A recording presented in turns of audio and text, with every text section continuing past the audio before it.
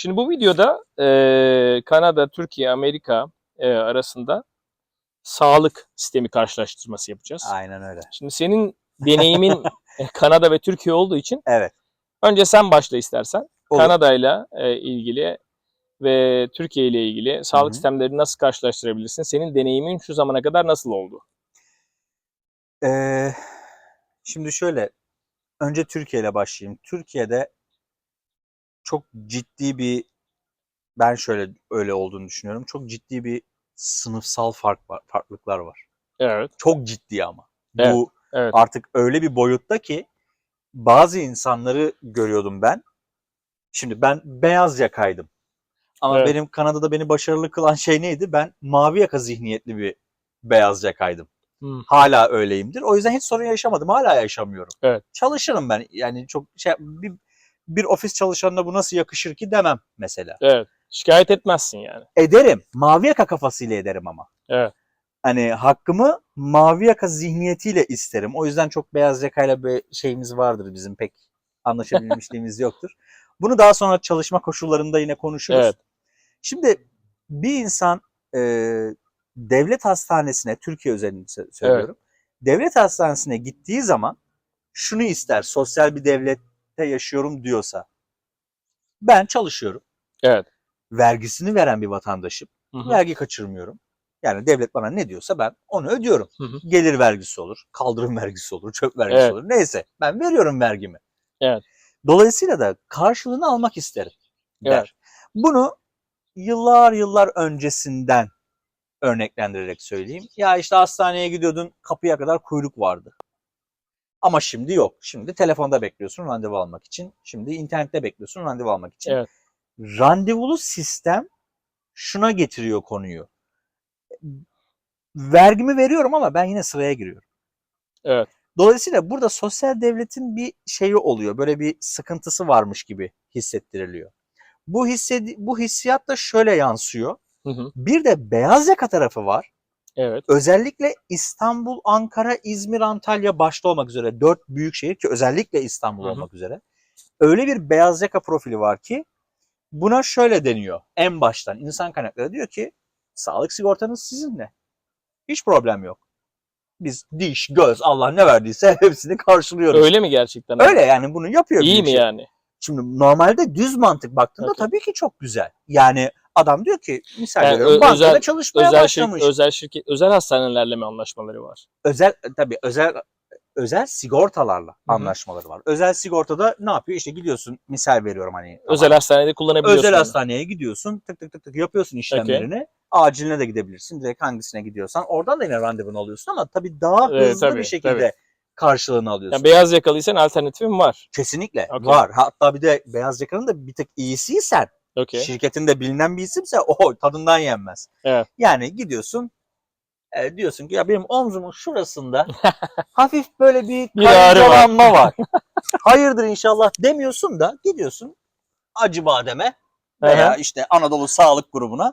Diyorsun ki burada bir karıncalanma var. Gel bir iğne yapalım bakalım diyor adam. Neyse, devlet hastanesinde şey derler adama. Devlet hastanesinde ya kardeşim hadi bak beni meşgul etme. Beni meşgul etme der. Çünkü ona kızıyoruz ama devlet hastanesindeki adamın bakması gereken yüzlerce çalışan var. Evet. Standart çalışan insan var. Kesinlikle. Ama beyaz yakadaki zaten sigortadan paranı alacaksın, bir problem yok. Adam doktor devlet hastanesindekinden fazla kazanıyor. Evet. Gibi. Bunun gibi bir motivasyonu var yani. Bir dinamikleri öyle bir ayarlamışlar ki toplumun bir tarafı buraya gittiği için, özele gittiği için sorun olduğunu görmek istemiyor. Ama kahir ekseriyeti, yani büyük çoğunluğu aynen öyle. Yani büyük sıkıntı yaşıyor. Kesinlikle. Sen şimdi İstanbul'un nüfusu 20 milyon tamamını beyaz yaka yap. Evet. Fark etmez ki. Geri kalan 65 milyon. Özellikle şu anda mesela sözünü kestim. Ben o bile problem. Devlet hastanelerinde şunu gördüm mesela. Atıyorum kolesterol ilacı için. Hı-hı. Bu yabancı ilaçlar çok pahalı olduğu için ne yediği belli olmayan ilaçları zorla yazıyorlar. Bak mesela şimdi ben şu anda böyle bir durum yani. Hani sen böyle bir şey mi yaşadın? Böyle yoksa bir şey yaşadım mesela, ailemden yaşadım. Yani anladım. Sana Konya'da üretilmiş bir ilaç veriyorlar. Yani onun FDA onaylı olup olmadığı belli değil. Büyük ihtimalle değil. Uzun ya da çok uzun süre bir research'a tabi kalmamış. Yani aynen, klinik deneyler yapıldı mı yapılmadı mı bilmiyorsun. Değil. Hı hı. Yani sana piyasanın en iyi ilacını da vermiyorlar şu anda. Eskiden Anladım. böyle değildi. Ama bir bakanlık onayı vesairesi var. Bakanlık olayı kolay şeyler bunlar. Evet, olur tabii. Halledilmeyecek şeyler değil. Yani. Şimdi bütün bunlar böyle... Vücut onaylayacak mı o belli değil. O uzun vadede görülecek olan şeyler. Şimdi bütün bunların tamamını Türkiye'de böyle bir sosyal güvenlik kurumu var diyorsun ama kendi içinde çok ciddi böyle bir sallantıda ve o sallantıdan sadece parasız bir şekilde sağlık almaya çalışan vatandaş şikayet edip diğeri ediyormuş gibi yaptığında ortaya bir çözüm çıkmıyor. Sadece bir kaosumsu bir ortalık şey çıkmış oluyor. Şimdi Kanada tarafına baktığında ne var? Sosyal güvenlik yok Kanada'da. Kanada'da ne var? Evrensel sağlık sistemi var. Universal Healthcare var. Aynen öyle. Şimdi bu evrensel sağlık sistemi denilen sistemde iyisini de kötüsünü de konuşabiliriz. O ayrı. Ama önce Türkiye ile kıyasladığında şu bir gerçek. Adam bir hastane mantığını kurmuş. Türkiye'deki şehir hastaneleri mantığı gibi bir hastane mantığını kurmuş. Hı. Aynısının yanına çocuk hastanesi mantığını da kurmuş. Evet. Bunun altına bazı yerlere medical center'lar kurmuş ve onların klinikler da altına kurmuş. walk-in klinikler kurmuş. Net söylüyorum, hemen söylüyorum. Walk-in kliniklerin hepsi çöp. Net çöp. Yani. Ben hiçbir faydasını görmedim. Ben geçen gördüm. Ben çocuk sahibiyim. Çocuğumla birlikte gittim. Onların da kalitesi değişiyor galiba. Diyorum ki çocuk, ya arkadaş ciğeri çıkacak çocuğun öksürüğü. Evet. Şu buralara bakıyor. Bak, ya elle muayene, yani 1217 yıl yani böyle yıllardaydı artık. Elle muayeneye hiçbir itirazım yok bu arada. Bir doktor önce elle muayeneye bakabilir. Tabii ki. Hani bu standarttır. Ama çekmek istemiyor, film çekmek istemiyor, bir şey çekmek istemiyor. Çünkü ona da öyle bir talimat geliyor. Eliminasyon yap demişler. Aynen. Yığma insanları. Yığma. Çünkü başka türlü yani limited resource var. Aynen öyle. Sınırlı kaynak var. Aynen öyle. Sınırsız insan var. Buraya çok yığma diyor. Şimdi bunun bir bug'ı var. Evet. Çocuk öksürdüğü zaman biz gitmiyoruz şeye. Evet. Walk-in kliniğe. Acile gidiyorsun. Acile gidiyorum. 2 gün eğer ateşi varsa acile gidiyorum. Acilde, şimdi şöyle söyleyeyim. Acile gittiğim zaman çok bekleme çocuk oluyor üzerine söylüyorum bunu. Çok böyle aman bekleyip de böyle lanet olsun Kanada'ya dediğimi hiç hatırlamıyorum. Beklemeler de oluyor ama ben bunu görüyorum. Oluyor. Şehrine göre değişiyor. Kesinlikle. Özellikle Toronto özelinde bakarsak Toronto rezalet ötesi. Evet. Ama diğer taraflar en azından makul. Şöyle bir şey oluyor. Çocukta bir sıkıntı varsa idrar tahlili, kan tahlili, röntgen vesaire hepsi o gün her şeyle yapılıyor sonuçlarıyla birlikte. Yazılan ilaçla birlikte gönderiliyorsun ve bunun için tek $1 ödemiyorsun. Acilde ama bu. Bunu acilde mi oluyor? Acile gidersen, acil eğer yatış verirse yine vermiyorsun bu arada. Yine problem yok. Ama öyle şeyler duyuyorum ki adam diyor ki ya benim böbreğim bir tanesini ben neredeyse yola bırakacağım. Ameliyat yazdılar 2 yıl sonraya. 2 yıl. Bu artık stand-up'larda bu komedi haline geldi. Adam diyor ki ya aile doktoru ne yazdıracağım diyor. 6 yıl süre verdi. Ya 6 yılda ben tıp okup doktor olurum zaten. Yani kendim doktor olurum. Doktora niye yazılayım diyen var.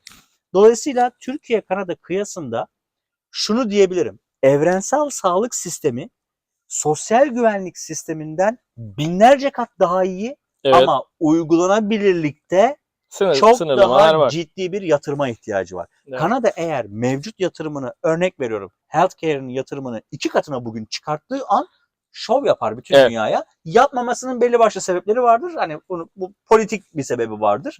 Liberal hükümet. Hani bunların sebepleri vardır ama ikisi kıyasına söylüyorum. Universal Healthcare Social Security'den binlerce kat daha mantıklı ve iyi olduğunu düşünüyorum ben. Güzel. Peki bunu Amerika-Kanada kıyasıyla bakarsak? Sen Türkiye'yi kıyasladın yani. Türkiye'yi anlattın. Tabii Türkiye ile ilgili de söylenecek şeyler var da.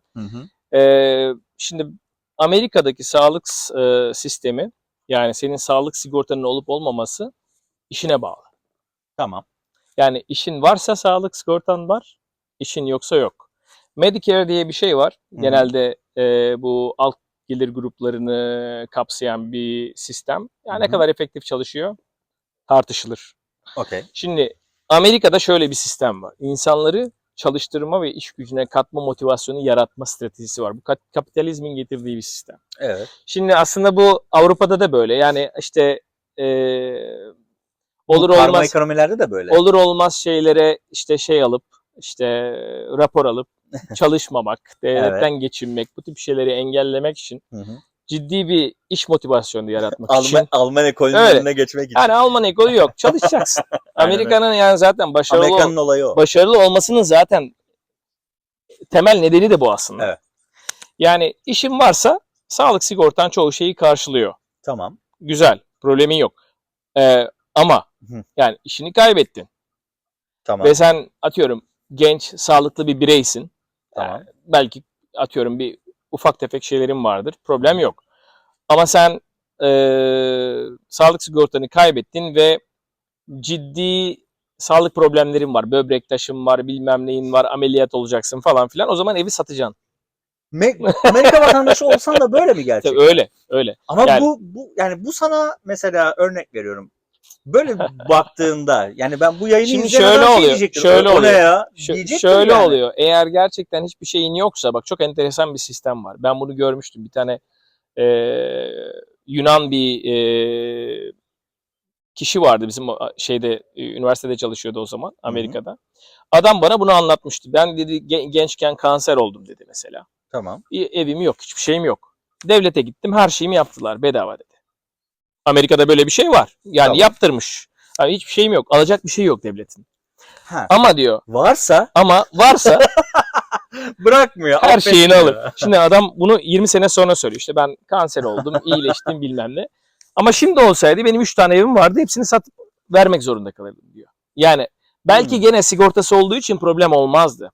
Ama coverage problemleri var. Yani şöyle söyleyeyim ben sana. Çalışıyorsan, sağlam bir sistemin varsa, yani eğer sigortanı karşılayabilecek düzgün bir işin varsa problem yok. Bu da şuna geliyor aslında. Sigortan olmayabilir. Atıyorum. Evet. Ama genç, sağlıklı bir bireysen, tamam mı? Buna alternatifler üretebiliyorsun. Tamam. Yani atıyorum gidersin Türkiye'de yaparsın veya şey yaparsın. Ama atıyorum aileysen, çoluğun çocuğun varsa, yani kendinden başka bakman gereken insanlar varsa, mesela bağışıklık sistemi hastalığın falan filan varsa Amerika tercih edilebilecek bir yer değil. İyi bir gelirin ve işin yoksa. Öyle bir acımasız bir sistem var. Ama şöyle söyleyeyim ben sana. Ben mesela oradayken araştırma görevlisiydim. Bizim belli bir sağlık sigortamız vardı. Yani ben orada çok az para kazanan bir araştırma görevlisiyim. Yani daha doğrusu doktora yapan kişiyim. Tamam. Ya ben mesela okulun kliniği vardı. Gerçek alanındaki uzmanlara anında yönlendiriyorlardı. Ben randevu alıyordum. Öbür gün doktorun şeyindeydim ve ofisindeydim ve doktor direkt beni uzmanına yönlendiriyordu. Bunun için de para vermiyordum. Güzel. Çok düşük paralar veriyordum. Tamam. Ama mesela burada, yani Kanada'da doktorun yüzünü çok göremezsin. Neredeyse hiç göremezsin. Göremezsin. Yani sıkıntı orada. Mesela ilaç mı yazdıracaksın? Okey, tamam. Dövemiyorsun yani, da. Tamam, ilaç da. İlaç mı yazdıracaksın? Tamam, ara, mesaj at falan filan, sana yollar. Tamam, okey. Evet. O işlerde problem yok. Ama atıyorum ben mesela bir örnek vereyim sana. Ya işte bir egzama gibi bir problemim vardı mesela. Tamam. Bir uzman görmek istedim. Sence randevu süresi ne kadar? 3 ay, belki 4 ay. 7 ay. Yok, güzel. 7 ay sonra beni aradılar bu arada. Dediler senin şeyin var. Ben dedim ki bitti yani. İyileştim ben. Ben iyileştim. İyileştim. Psikolojikmiş. Ama bak şöyle bir örnek vereyim. Ben bildiğin grip oldum. Evet. Grip yani. Evet. Gittim. Bana böyle bir sürü bir şeyler taktılar ettiler. Grip hani. Ki acile gittim hani böyle ben sırf antibiyotik verir diye. Burada Kanada'da. Sen devamlı acile gittiğin için oluyor bunlar. Hayır şey için söylüyorum. Şimdi ben gittim. Sen işin kısa yolları bulmuşsun. Acile gidiyorsun. Şimdi ben girdim. Ben zannediyorum ki ben hani ya antibiyotiğe zorlayacağım. Ben. Çünkü öksürüyorum deli gibi ve hani belli ki ciğerde bir sıkıntı var. Adamlar bana böyle bir ekstra testler falan yaptılar. Böyle işte bir puffer falan verdiler. Hani çekiyorum falan filan. Abi, dediler ki biz soruna rastladık. Seni arayacaklar. Yani ne zaman ama bilmiyorum. 2 ay sonra bir telefon geldi bana. Dediler ki böyle bir durum olmuş. Siz doktora gitmişsiniz. şöyle şöyle raporlarınız olmuş. Biz bu raporları inceledik. Evet. Gittiğiniz hastaneye değil, üniversite hastanesine gelirseniz size şeye bakacağız. Kalp EKG falan çekeceğiz. Evet. Okey dedim. Gittim işte. Evet. Ama tam teşekküllü bir hastaneye yönlendirdiler seni. Evet. Direkt. Yani, ama acile gittiğin için. Tamam ama şundan işte acile gitmeseydim de eğer şimdi sıralaması şöyle. Ben walk-in kliniğe gitseydim ve walk-in klinik bana deseydi ki şeye gideceksin. İşte X-ray'e gideceksin. X-ray'den çıkacaksın. Evet. Hastaneye gideceksin. Onlar ikna olmuyorlar ama işte. Sıkıntı o. Problem o. Walk-in klinikteki ikna olmuyor. Bu. Evet. Ya ben mesela korona zamanında grip olmuştum. Walk-in kliniğe gittim. Kapıyı açmadılar. Sen git dediler. Sen git dediler. Biz seni telefonla arayacağız dediler. Telefonla aradı beni. Evet. Onun için de para alıyor doktor. Yani telefonla seni arayınca o bir randevu olarak geçiyor. Öyle. Onu ben tabii o devletten tabii telefonla arayacak seni. O konsültasyon olarak geçiyor. Anladım. Normal seninle yüz yüze görüp beni içeri almadılar. Ben şimdi korona belirtilerinle grip var. Sen git dediler direkt. Şüphe olduğu için. Evet. Ne yapayım dediler? İşte evde greyfurt iç. Yani kendi çarene bak. Çok ciddi Tarhana bir şey çorbası. var. Tamamıyla böyle bir 70'ler, 80'ler, 90'lar Türkiye'si gibi böyle bir iyileştirme metotları var. Mesela evde gerçekten bu arada samimi söylüyorum. Evde tarhana var desen çok güzel diyecek. Doktor sevinecek. Ne güzel bak sen bulmuşsun. Tamam ya işte yani. Yani acil bir şey yoksa bizi rahatsız etme zihniyeti var. Gerçekten acilse gidiyorsun. Evet. Dolayısıyla ben kendi adıma şöyle düşünüyorum. Anlattıklarına bakılırsa Kanada'nın sistemi hala Amerika'nınkinden daha güvenli, insana kendini güvende hissettiren bir sistem. Evet. Ama ikisi birlikte Türkiye'den çok daha iyi. Ben sana çok kısaca şöyle söyleyeyim. Ben radyasyon onkolojisi bölümünde okuyorum. Yani kanser hastalarını tedavi ediyoruz. Hı hı. Bunun iyi tarafları var, kötü tarafları var. Mesela Kanada'da şöyle bir sistem yok genel olarak. İşte belli bir yaştasın, herkes işte devlet tarafından zorlansın. İşte ne gibi breast cancer için yani mesela göğüs kanseri için herkes bir screening yapsın. Evet. Mesela. Hı hı. Böyle bir sistem yok. Ama kanser öyle bir şey ki mesela ya çok unpredictable. Yani belirsiz, olasılıksal bir şey. Evet. Ya 35 yaşında da göğüs kanseri olabilirsin. Evet. 55 yaşında da. Evet. Ama 35 yaşında o testi yapmazsan senelik olarak ufak bir test yapmazsan ya bunun içinde 100 kişiyi ikna etmek zorundaysan. Bu Amerika'da mı yok? Burada yok. Kanada'da var bu. Burada yok. Burada şey yapamıyorsun. Yani bir family history'nin olması lazım. Yani sen diyeceksin ki benim büyük annem göğüs kanserinden bilmem vefat etti oldu falan. O zaman sana hemen onun şeyini veriyorlar. Ama ya da gitmen lazım, bir nodül var, bir şeyler var demen lazım, ikna etmen lazım. Genel olarak bir kanser screening yok. Türkiye'de bile var mesela bu. Devlet hastanelerinde şimdi var. Şöyle buraya ben bir şey ekleyeyim. Belki o konuda biraz güncellenme gerekebilir. Çünkü benim eşime oradan bir kağıt geldi. Direkt bununla ilgili randevunuz vesaireniz her şeyiniz oluşturulmuştur. Okay. Götürüp hani direkt gidip. Ama senin bir talebin oldu mu? Hayır. Hiçbir şey olmadan direkt olarak böyle bir şey geldi. Eve kağıt geldi böyle. Evet. Hani biz de şaşırdık. Hani İlginç. Ne alaka diye. Demek ki belki yeni başlamış bir uygulama olabilir. Bilmiyorum. Yani ben de bilmiyorum. Ben gördüğüm için kanser şeyleriyle konuştuğum için yani genel bir tarama ve devlet tarafından böyle işte temel kanser tipleriyle ilgili tarama belli bir yaştan sonra yapılsına dair bir şey anladığım kadarıyla standart yok ama şimdi işin kötüsü sen bunu erken teşhis etmezsen olay zaten büyüyor. Evet. Mesele o. Evet. Ve her konuda bu yok. Yani ikna etmen lazım doktoru. Ama mesela atıyorum Türkiye'de ya bana bir kanser screening yap 3-5 kuruş veriyorsun neyse artık yapıyorsun. Evet. Yani burada onu yapamıyorsun. İnisiyatif alamıyorsun. Onu demeye çalışıyorum. Alamıyorsun. Bu da kötü. Burada kişisel bir inisiyatif alma yok ama bu aslına bakarsan eğitim konusunu konuştuğumuz zamandaki mevzuyla aynı şey gibi. Çünkü Türkiye'de bir sağlık turizmi durumu söz konusu. Yurt dışından da hasta geldiğinde çok rahat bir şekilde parasını ödeyip sağlığının hizmet olarak alabilsin mantığı var. Bu mantıktan Türkiye'deki vatandaş da faydalanabiliyor. Evet diyor ben test mi yapmak istiyorum? Ya ben bir check-up yaptırayım, bir vitaminlerime baktırayım. Diyorsun gidiyorsun bir hastaneye baktırıyorsun. Dolayısıyla bu şekilde devam edebiliyor. Sağlık konusu biraz bu şekilde. Kısacası böyle bir değerlendirme oldu. Aynen öyle. Türkiye, Kanada, Amerika arasında sağlık konusunda nerelerden gol yiyebilirsin, nerelerden yemezsin, nerelerde elin daha kuvvetli. Onları biraz daha bilgilendirmek açısından izleyicilere böyle aktarmış olalım. Umuyoruz ki faydası olmuştur. Burada böyle bir yayın oldu. Kendinize iyi bakın. Görüşmek üzere. Görüşmek üzere.